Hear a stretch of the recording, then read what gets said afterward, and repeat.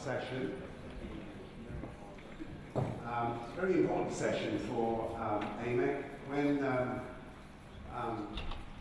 Dr. David Rockwell was AMEC chair, he had this idea, vision really, of establishing a non-profit group. And I'm going to leave the panel to tell you a little bit about it. But we take this very seriously. We think it's a very important group, and what we're about to share with you today is the results of an entirely new study that's been made possible by the pro bono help of Paul Braun, who's on the stage behind me. So what I'm going to do now is ask Eileen Shield, please, to open the session up. And thank you for coming.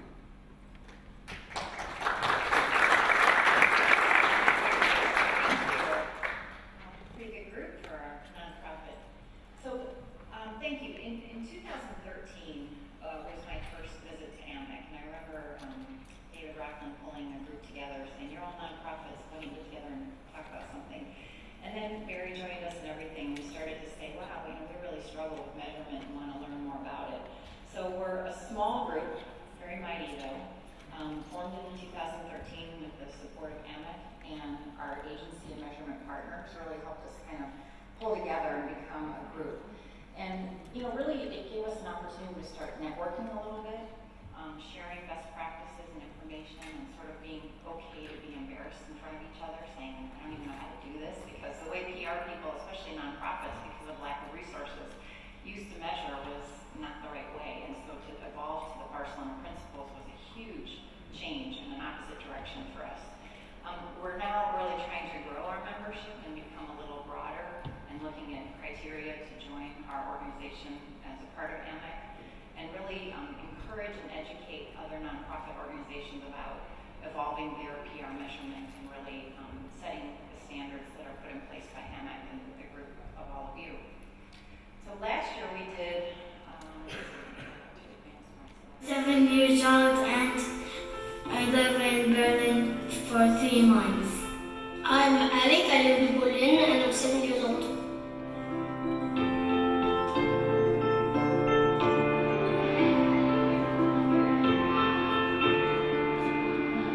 It's really interesting that it went really far. He started in Syria, traveled to Turkey, then to Greece, and then to Germany. And it was a really hard journey.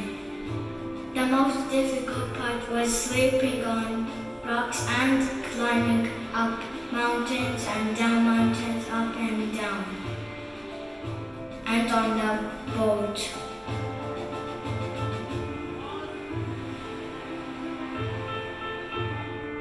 We have seen friendly white bears. The best part of my journey was the white bears.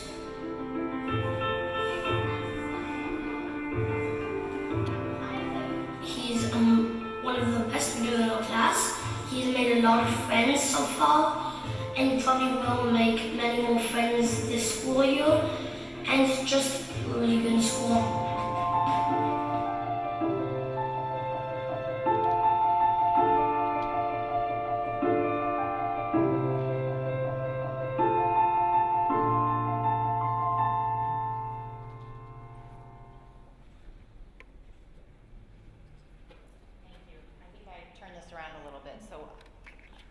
Sorry about that.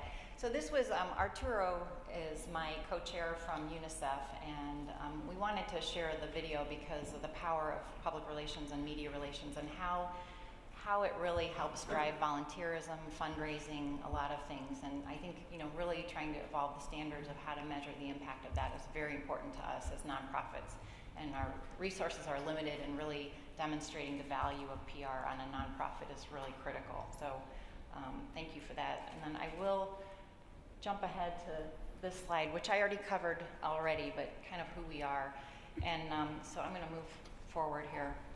This is our group so far, kind of the founding organizations of the nonprofit group of AMEC, and we're really excited. Been a part of it now for I think almost 4 years, so it's we continue to look for new members and growth and learn.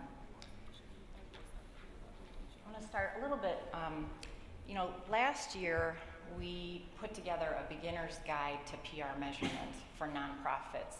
And really, I think it was as much learning for us as it was to start to get it out there and help us really evolve and set some standards and really look at how do we push nonprofits to really encourage them. I write some columns, others, also contributed to trying to generate awareness, but we really still kind of struggled with where do we go from here. This year, we really wanted to understand, kind of why, we did the first kind of global study with nonprofit organizations. We really wanted to understand the state of PR among nonprofits. Do you measure how important it is to your organization? What are barriers to you doing it? And, what metrics matter to a nonprofit? And they vary. And then how do we really help move things ahead and evolve? I think what we learned, and we'll go into a lot more detail with my colleagues over here, but the barriers are, PR people are really busy during the day. I think I mentioned at my talk yesterday, we get about 600 media calls a week, and healthcare is very urgent. It's not like a bank that opens at 8 and closes at 4:30. We're a 24/7 operation and have a lot of crises, a lot of unexpected events. So we're busy and we don't really feel like we have time to pay attention. I think there's the second barrier is there's cultural.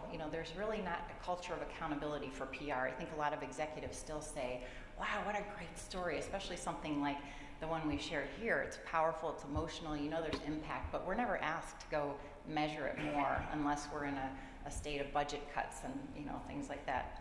And I think a lot of PR people think that they're creative, they're thinkers, they like to develop strategy, but it's not based on anything and really the research. And I think they don't see themselves as a numbers person. I think a real key finding is a need for education. How do we use metrics to drive strategy? Help us understand how do we, go from the old way of measurement that's not really valuable and not authentic to applying the Barcelona principles. How do we do that? And then why does it matter?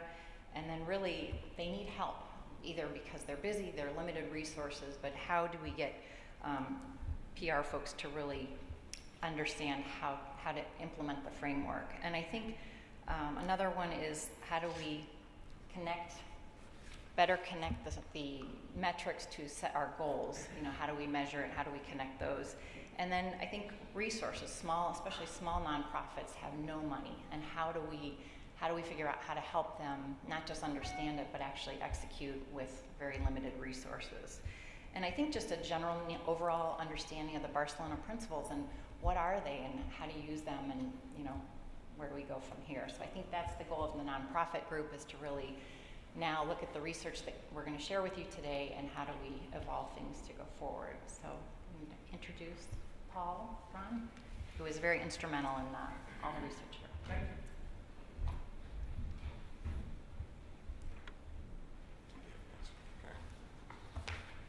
So good morning, and thank you all for being here. As the mechanic for putting this together, we worked with our friends at Ketchum.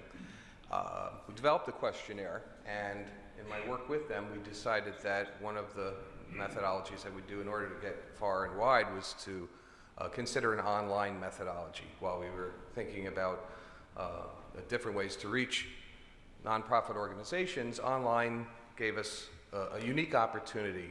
As most of you know, online surveys are generally done with panels of individuals who sign up, often for cash and prizes, to do surveys. We work with a number of panels who do more than that. They produce surveys that direct profits and cash and prizes to nonprofit organizations. They've signed up individuals to complete surveys, and the result that each time a survey is done, the folks at the nonprofit gain some money in cash for that. And because they've developed these relationships with a wide number of nonprofits, we decided that that was going to be the basis and the core of our ability to produce the outreach that we needed in order to accomplish this survey. In addition, to increase this globally, we turned to our friends on the panel who were able to give us additional resources and opportunities to reach other nonprofit organizations. So the survey itself was an average of 12 and a half minutes, the shortest being about 10 and the longest being 15. We completed 339 interviews globally. While we did terminate a number of individuals who were not qualified or either not the right person because we specifically were looking for people with their responsibilities, including communications and public relations. The survey was completed between March 14th, 2016 to April of 2016. The margin of error, as we calculated, at 95%, at the plus or minus 5.3% to 95% confidence level, and the sample composition, which was worldwide, including the United States, United Kingdom, Europe, and Asia, and the Pacific region. So a majority of nonprofit organizations recognize the importance of measurement. They know it exists, they know it's there, and they know it would be useful. That said, the senior leadership expectations for the organization communications functions focus on fundraising, development, and making relationships. That sucks up most of their time. And while they understand that these opportunities exist, they're impossible to justify to a skeptical audience or board members or large fundraisers. In addition, measurement primarily being used to demonstrate the effectiveness of communication activities conducted, significantly fewer nonprofits professionals are using metrics to inform strategy. So while they know that it exists and they know it could be useful, the resources, which we'll talk about in some of the results, will be at odds with what their knowledge and understanding is. So a summary of the key findings is that there are barriers. Barriers that include a lack of staff, a lack of people. This may sound very, very familiar, but a lack of money, a lack of C-level buy-in, and few have heard about the Barcelona principles. So many of these organizations, while they see the value for this, they understand its necessity, are really hamstrung in their ability. And that's what we hope to convey in part to everyone here, is the talent and skills needed on the part of many nonprofits for this kind of work to really expand their reach and their ability to do this. And so to talk further about the results, my colleague, Margaret Hofecker.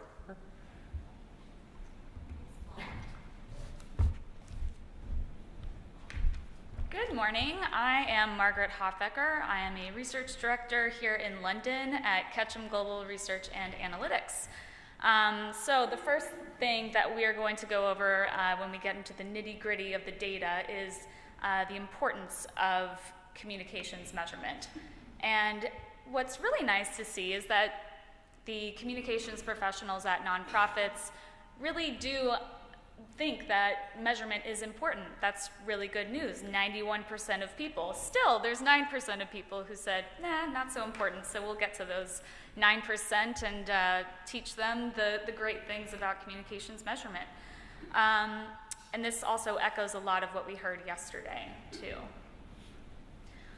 As we also heard yesterday, there's a focus on outputs. So we have 77% of professionals measuring volume, coverage, that kind of thing.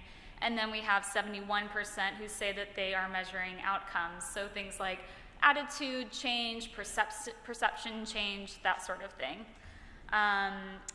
And we also see that they actually do conduct some research on and measurement on their communications efforts, so that's really good to see. We also learned that about 2/3 of nonprofit professionals measure or evaluate communications at least monthly, so that's really good, but there's still 2% who say they never do it, 12% who say annually, so trying to get those people to shift a little bit over to measuring more regularly so that they can inform their strategy and communications more regularly as well. The main thing that we also noticed here was that measurement tends to be more reactive than proactive. We all know that we can count impressions and we can count the number of articles pretty easily, but actually taking those measurements and being proactive about communication strategy is something that we need to get people over the hump and get them being more proactive than reactive. We also saw that research is the method that's used least often when informing communications narrative planning. So again, this is something that we need to emphasize. Measurement really needs to inform proactive measurement and communications planning. So really using it to inform strategy and that kind of thing as well. And Paul, you are back up talking about the barriers.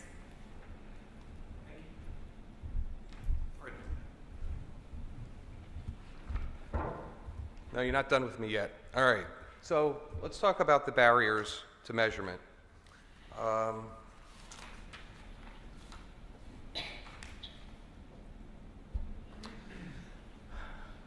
We're at a full stretch dealing with our mission. 46% agreed. My organization does not have the culture of using research or measurement in its work. 32% agreed. I'm a communications and public relations person, not a measurement person.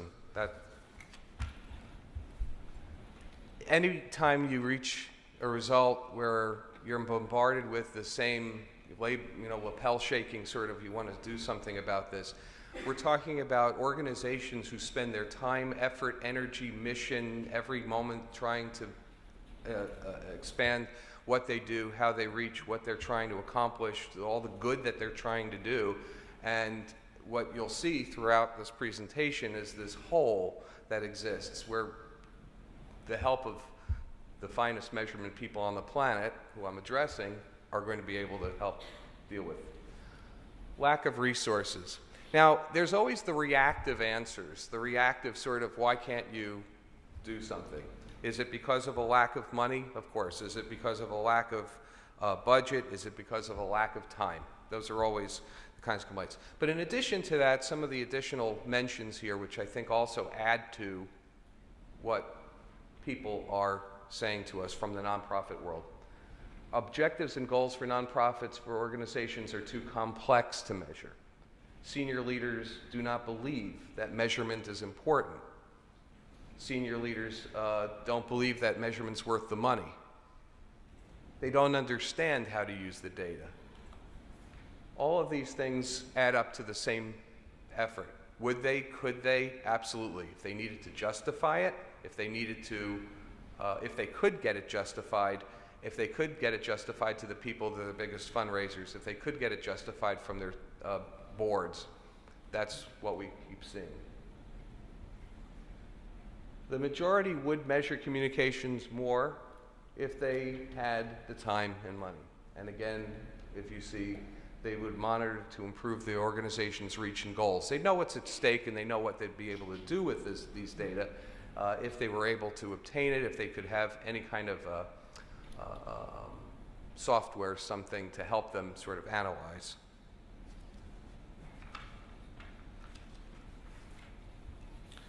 So I really enjoyed this next slide because it really does sort of encapsulate, if time and money were not an issue, what people would say. And each of these quotes kind of add up to the same message. I think communications is a key to almost everything. The more you invest in that, the better you'll be. We're working with behavioral changes. It would be great to get results other than the impact. So for us, the survey the actual change would be fantastic, but way too expensive. It would help to identify if our actions have a correlation between an intended goal, knowing that it would be help focus on how to better use our limited resources. I could go on, but I guess you get the point. And since I got to speak twice, I'm going to hand this back. But the bottom line is that you'll see in all of these quotes a message of calling to help. And it's an opportunity. It's an opportunity to change a nonprofit's direction. It's an opportunity to change a nonprofit's mission. It's an opportunity to double someone's efforts. And with that, Eileen.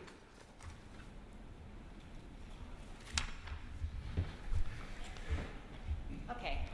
Now, since I'm the only one up here that works for a nonprofit, I'm going to go a little off script because I spend a lot of time. My boss is a heart surgeon, and he is very data-driven, very evidence-based.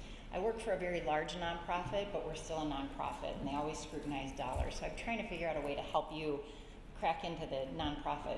First of all, I think that senior leaders don't always use data to assess our performance. Only about half, according to our research, shows that leaders actually assess my performance based on measurement. And then the second piece, I think, is that do they actually look at the measurement data? And only half of our respondents said that their senior leaders even look at the data.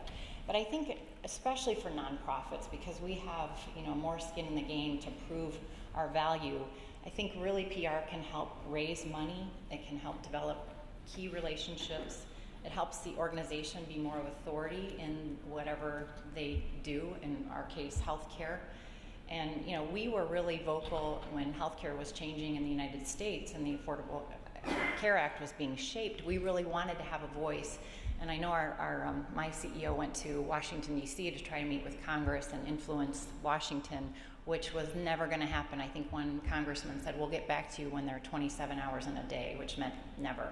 So he pounded on my door and said, I want you to burn the midnight oil every night, and we want to hit the media, and we want to influence the outcome of the Affordable Care Act. And Cleveland Clinic, through the media, became known as the model of the healthcare model of the 21st century. Even the media was reporting that in the United States. And that was all because of the way we wanted to position the Cleveland Clinic and really, reach out to the national media. And my CEO then, I had to spend a lot of time educating him about the difference between, quantity and quality and how these metrics really matter to us as a nonprofit. And so I think nonprofit communication professionals really have a responsibility to shape and push measurement in their organizations. And we did it, and I'm happy to help other nonprofits learn how to do that. And we shifted priorities, and we made a decision after spending time, taking the time, learning what measurement's all about and how it can help us really engage with our organization and help them understand the importance of public relations. I think that that's really what we as nonprofits really have to do. I think the key to proving the value of measure is really helping nonprofits understand the framework and make it easy for them, be advisors to us, which I am very fortunate to have the resources I do to measure. And then, how do we share best practices so it's not so scary? How do we help people, you start small, it takes time, and you grow and grow. And I look forward to this conference every year because I feel like I take kind of a giant step forward, but I'm still behind. So thank you.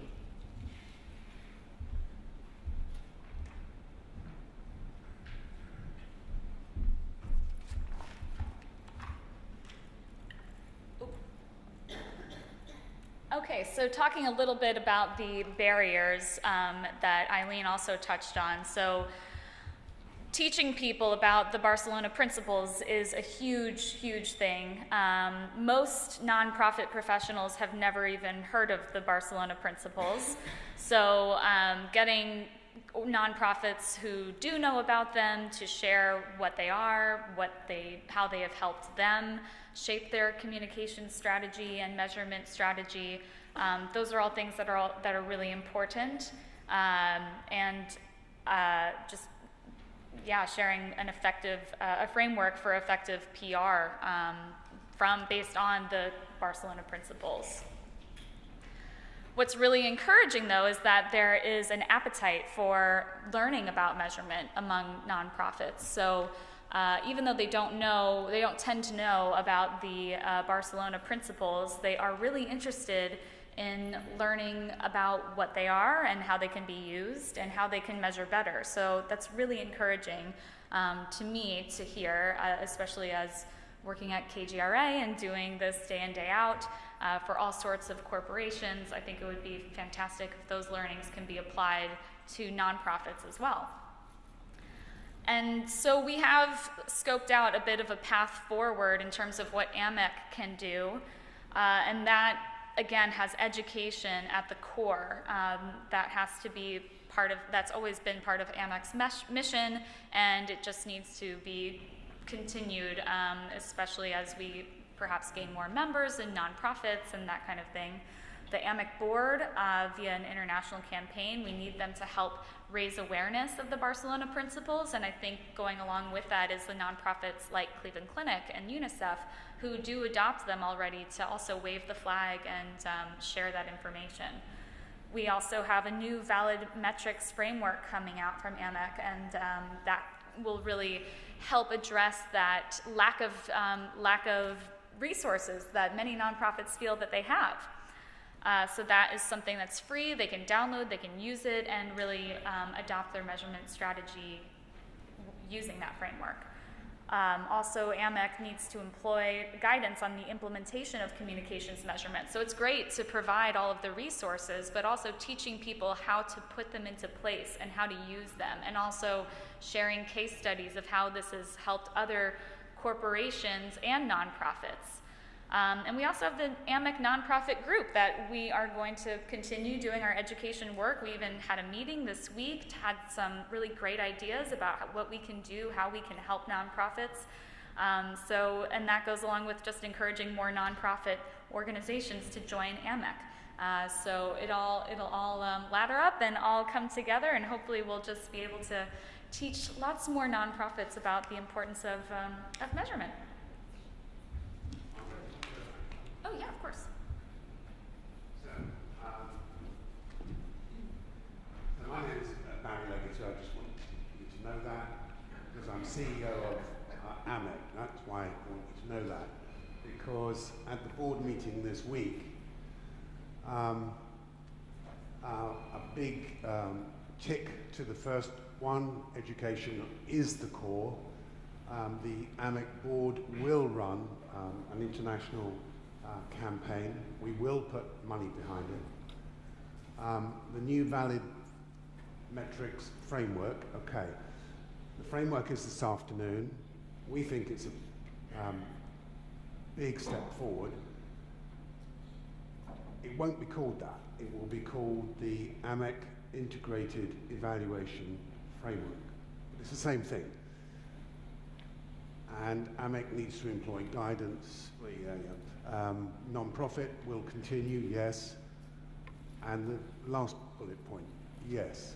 So this to me is very doable because AMEC, the non-profit organization, is committed to more work in this area.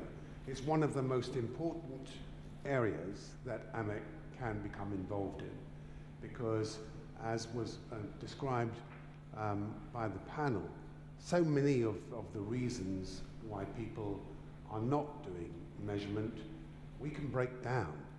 You remember that slide that said a problem of time, a problem of staff, a problem of money. We would do it if we had a free framework. We're going to provide all that. So our education mission now is to reach out to more non-profit organizations throughout the world and say, this is our package. Take a look, get involved, join us. So I'm very encouraged actually by, in a strange kind of way, with apparent negativity. I don't regard that as negative. I regard that as very good, robust feedback that's very actionable.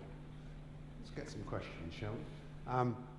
Would anyone like to make a comment or point to anything that you've heard? Were you surprised by the results? I can hear the voice, but I've got a light in my eye, I can't see it. Jenny. Surprised by the results or anything? Okay, I'm going to turn that to the panel.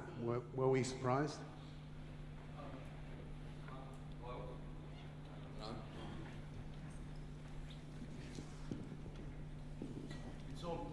It's on. Oh, okay, thank you.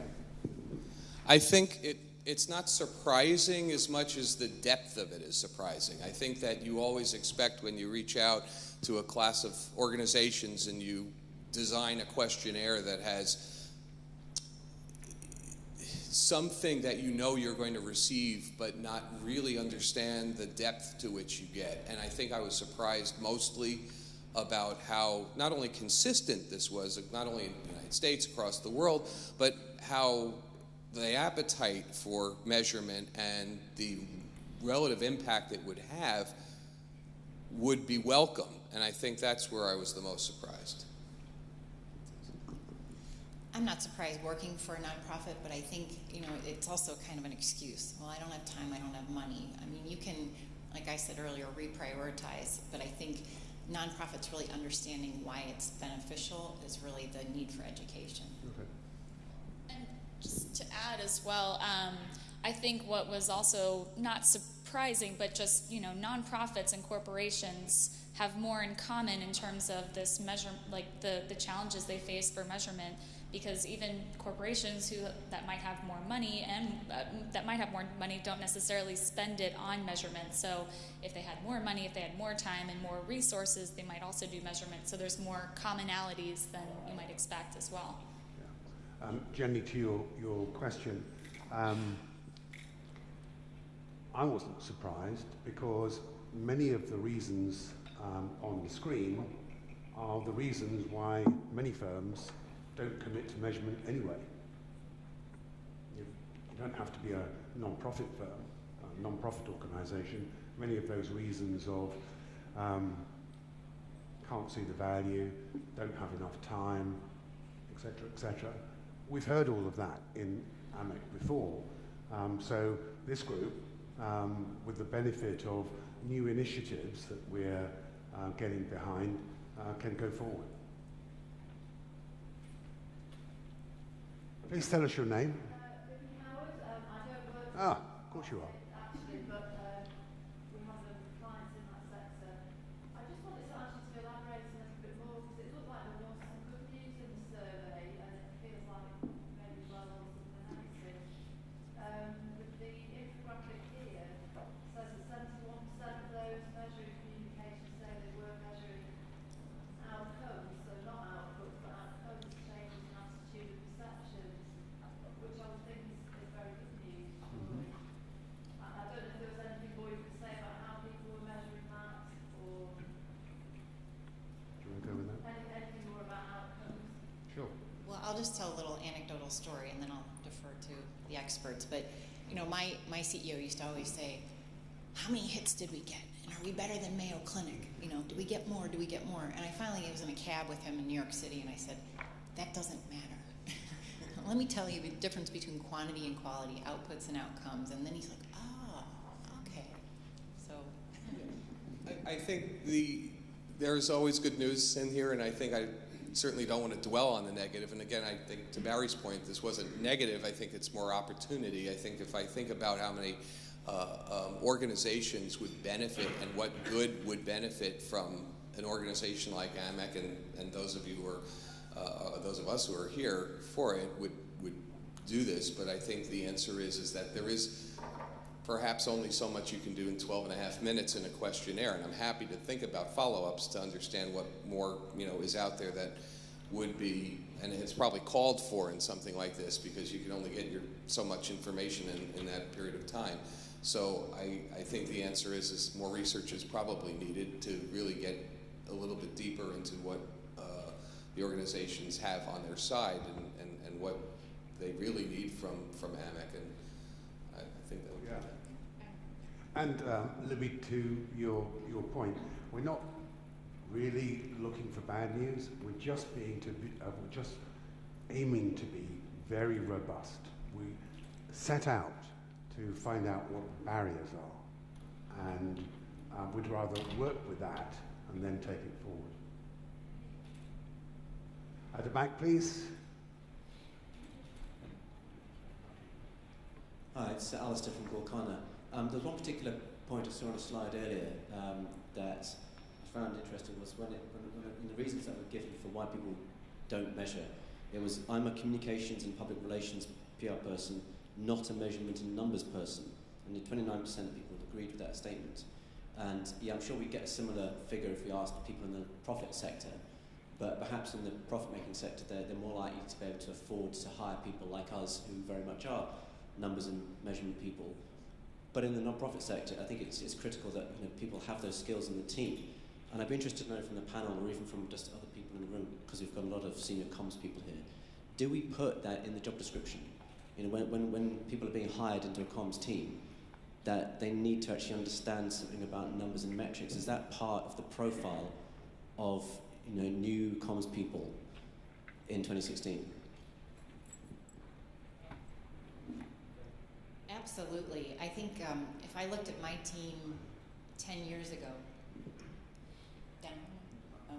if I looked at my team about maybe 15 years ago, they were all people like me.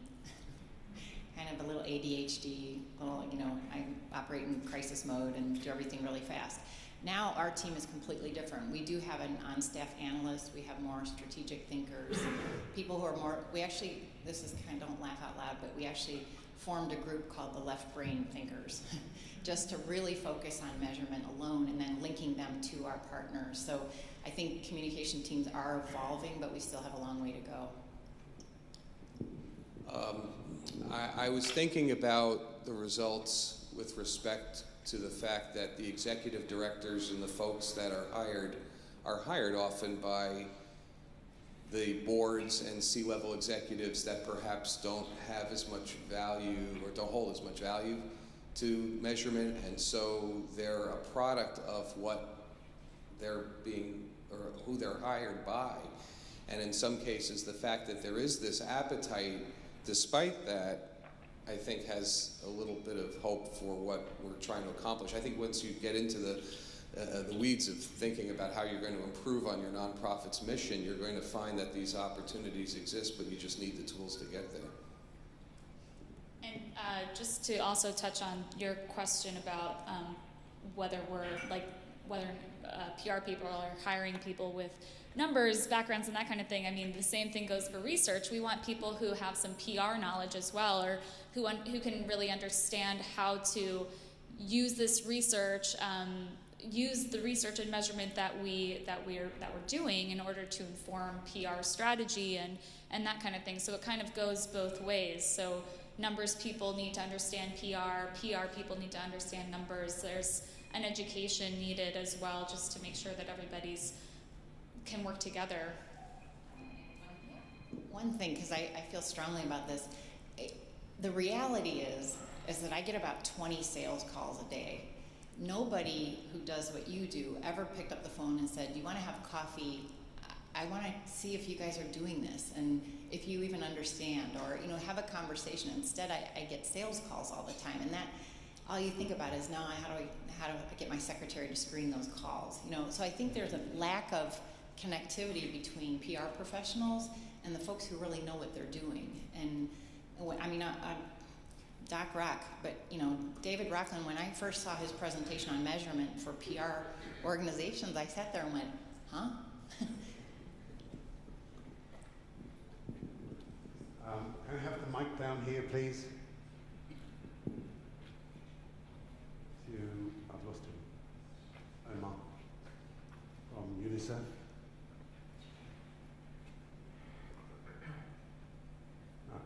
Michael Ellis, independent analysis. I'm just interested in the presentation, but I'm wondering about the budget holders, the people outside of PR, people outside of, and just to try and get a sort of a picture of how you actually connect with them. Is there a need for kind of storytelling which they can understand? Do they need to be educated? Maybe it's not a discussion for this group, maybe it's a wider discussion, I don't know. That's more of a ramble than a question. How do you persuade people on the C-suite? Yeah, please, excuse me. That's clearly the next step. I think that's clearly what we want to think about, is how you know, there's an appetite, there's a mission, there's a need, and there's clearly an eye for what will happen. And I think what you're opening up is the next step to all this, which is that you now have this mission. So I think it takes a commitment from the communication person to really do that. So we have 26 doctors who are chairmen of different institutes at the Cleveland Clinic. And when we sit down and say, look, you want to drive heart volume to the Cleveland Clinic, or you want to drive awareness over this clinical trial that you worked in, you know, we sit down and show them the numbers per institute, the metrics for each chairman, so we get then support from across. Then we sit down and share it with our marketing folks and say, here's how we're contributing to the broader goals. And then, then it rolls up to the CEO, and it, like I said, it's a cab ride in the back of a New York City, ride where I have an hour with him and we talk about stuff like that. So, but it takes a commitment from the communication person to push this. But that's why my comment earlier about having you guys, who really know what you're doing, whether you're on the agency side or the measurement side, to help educate us, because a sales call doesn't do it for me. David Rockwell. Omar Mahmoud from UNICEF, and I worked before in the private sector. And as we're looking into the question of why the nonprofit sector is not using measurement and communication, I thought we could reverse the question and ask why the profits are doing so much research and measurement. And I think there are a couple of reasons. The first one is that very often you are selling products that are not very important, and you have to convince your audience that these products are extremely important and it's going to change their lives. So you really need to understand the audience very well. Over time, the products are also becoming more and more similar, and that's why you need to understand the emotional drivers and not just the functionality. In the profit sector, you always know that you have a great mission, and so your job, you see it as delivering a message to the audience. You don't need to understand them, you tell them what to do. This is changing, and this is of course a wrong way of communication, because for your communication to be effective, you have to see it from the audience's perspective, not from yours. But I'm just explaining where the culture is coming from.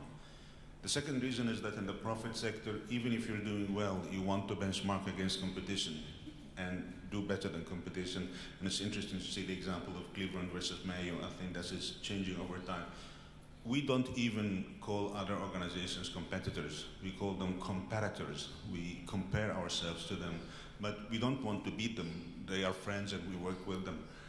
And I think here there's a message also for media measurement and research.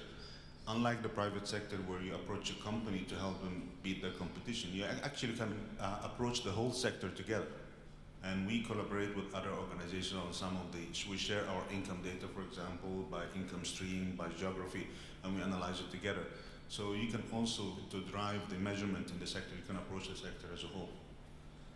So, and I think to the first point also, sharing good examples of how good measurement can contribute to the ultimate cause of the organization, whether it's the environment or children or poverty.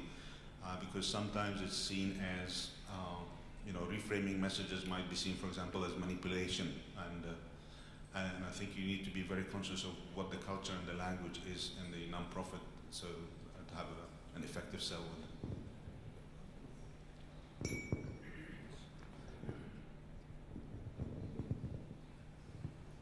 Was that a question? Or was that part of the Well, what I think is that, Eileen, I'd like to ask you a question which actually builds off what he says. You were on a panel, a plenary session, I think it was, a couple years ago, at this event in Amsterdam, and it was called Can Measurement Save Lives? And it basically had the fundamental tenet that if you do measurement well, you then do communications better. If you do communications better, you fulfill your organization's mission better, which could include, as UNICEF does, for example, saving kids' lives, as your organization does, saving many lives, or lives of many types of people, not just kids. Not that kids aren't very important, Dunya and Omar. So, do you think in the survey you all did that connection come through? Do you think people who answered the survey understand that it isn't about doing measurement, it's about being better at your organization's purpose that measurement helps you achieve? Did that come through? Yeah, I think so, and I can give just an example of that. An example for us is, we're used to taking care of real sick people, and our CEO one day woke up and said, what business am I in? We're in the healthcare business. He said, I've never taken care of anyone healthy. So it kind of really started to focus us more on wellness and prevention and changing lifestyles and things like that. And I think the other piece of this is that we don't have shareholders as nonprofits, so we're not trying to make more money for the organization, and we want to make sure that we're meeting the objectives of the organization, whether it's recruiting more volunteers for UNICEF or, in our case, influencing behavioral changes among our patient population. So I think the answer is yes. It really helps us better align with the priorities of the organization. Lady at the back. Yes, hello. Thank you very much for boiling it down for us. My name is Senior Attorney Scanlon. I'm with the Right Livelihood Award Foundation, which is the newest member of the non-profit group, and we're very happy to be joining the group and also sharing with the expertise. I've worked for 15 years with various non-profits, big and small, and I just want to make a reflection that indeed this sector, which gets lumped together as the non-profits, is very diverse in itself. We've got very large organizations that are public funded primarily. We've got smaller, sort of the equivalent of SMEs that are dependent sometimes on individual donations or some other sources of funding. So again, what I've seen is a trend that measurement and evaluation has been largely donor driven over the past 2 decades. So those who have really got off the block first were pressured by, say, governments who said, well, you know, we're giving a lot of money, please tell us, you know, how it's being used. And those who have got to that stage now really have an ability to really help the rest of the sector to move forward with that. So I'd like to see perhaps in the future years of these researchers a little bit more nuancing on, you know, who is doing it and how. And to me, actually, one of the more positive findings was that top leadership is starting to get the point that really it is also in their own best interest and not just somebody who will come to you and say, okay, you know, how have you spent our money? Thank you. Any comment on that? Well, I would just thank you for that offering and information about what to do for the next times out, and I think that's extremely helpful. I would only add that, in deference to the results, that you know the marketplace creates these advances, and naturally the nonprofit world, if I can lump that all together, the nonprofit world would clearly benefit by it, but it's obvious that even in the profit world there's also still this convincing process, and you know what the government sees value in it, and so it's a lot further out perhaps than it should be, but I think that was extremely helpful. Thank you. Really what I'd like to invite this group, a slightly dangerous, spontaneous move, is to think about, you saw what AMEC could do. You saw the summary from the group. I think it'd be quite useful to ask this group, what would you, based on the research, what would you have us do, the group do, if there were 3 things you would, in terms of priority, that you would like the group to do? What would they be? Because that would be very helpful to this group. So this needs to be rapid fire, you understand that? Hi, Nils Apeland, Christiania University College in Oslo. I would like to challenge the group to find, together with some organizations, to find a specific campaign which can be made up as a model, where you do a lot of different activities for research purposes. And then you try to demonstrate through the research what that campaign did. So actually a case study. Use it as a case study. Yeah, but make a case, not hook up on the make the case, yes. Ben Levine, sorry to put you on the spot. Could you take some bullet point notes? Do you mind? Honest. Oh, right, you're doing Twitter, okay. Paul Njoko from the UK government. Wait for the mic, Paul, please. Paul Njoku, Government Communication Service. I'd just like to echo what my colleague has said. Certainly a case study that clearly demonstrates not just the impact of communications. It's interestingly looking at your list of barriers. These are some of the barriers we came up against. But it's more important to get across the message that you know, effective evaluation is about demonstrating the impact linked to business objectives, as well as it is about saving money as well. I mean, when we went through this experience, what we identified was, you know, for those who were doing measurement, they were just measuring stuff. Now, going through an effective measurement and evaluation program, you're able to understand what you need to stop doing so you can actually free up that resource to focus on key priorities going forward. Okay, next. Was there another? Yes, Jenny Chapman. I wanted to suggest maybe a ground-up strategy where you go out to 10, 20 nonprofit organizations across a good sample and say, sign up for AMEC College. Have someone on your PR team, have them sign up for AMEC College, because then you're building from the inside people who are actually going to know, and then they can evangelize and create some work groups around that. So maybe groups of 3 or 5 of cross-organizational, where those young people get together and have to actually, at the end of AMEC College, feed back what they learned, and so you know that people are actually doing the course. And then maybe we can have them on a panel here at AMEC at one of our sessions. That's a great idea. I was going to just mention that many of the organizations that participated are interested in the results, and that we plan to release the results to those participants after this conference. Yes, absolutely. There will be a press release with the main research results on the AMEC website today, and then we'll work with those participating participants, I guess, in the survey to make sure that we share the results with them. Mike Daniels, another ex-AMEC chairman. It's related actually to a question I wanted to ask earlier, which was how much of, did you do some segmentation work in terms of the size and the sector or the type of activity that the NGOs you were talking to were involved in? My hypothesis is that a lot of the resource and funding constraints are to do with the size of the NGO itself, potentially. And that leads to my suggestion, which is, if that's true, and I'm assuming for purposes of this question it is, could we start challenging the measurement practitioners to create models which take away some of the anxiety and an unknown kind of, I've got to learn something completely new to be able to do measurements. So part of the education program could be about scaling measurement to suit the size of NGO. Okay, Mike, without being discourteous, can you frame that as a single question? What recommendation? No. I never do that.